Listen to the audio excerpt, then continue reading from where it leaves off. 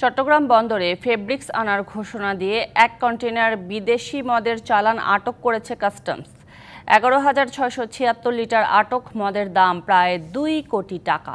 মিথ্যা ঘোষণা দিয়ে আনায় চালানটিতে 12 কোটি টাকার রাজস্ব ফাঁকের চেষ্টা করেছিল আমদানিকারক।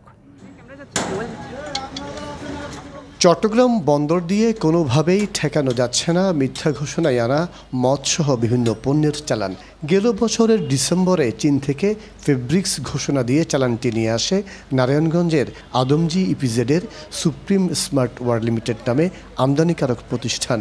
চালানটি খালাসের দায়িত্বে ছিল সিএনএফ এজেন্ট আগ্রাবাদের হাফেজ ট্রেডিং প্রাইভেট লিমিটেড। চলমান পরিস্থিতির সুযোগে চালানটি খালাসের পরিকল্পনা করে আমদানিকারক। বুধবার রাতে বন্দরের এনসিটি ইয়ার্ড 1 থেকে মদের চালানটি আটক করা হয়।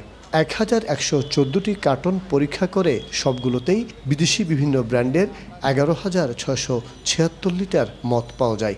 এনজিওর কিস্তি প্রথমবার বিকাশ পেমেন্ট করলেই 20 টাকা ইনস্ট্যান্ট ক্যাশব্যাক। এটা মূলত এসেছে হচ্ছে আপনার 2023 ডিসেম্বর মাসে।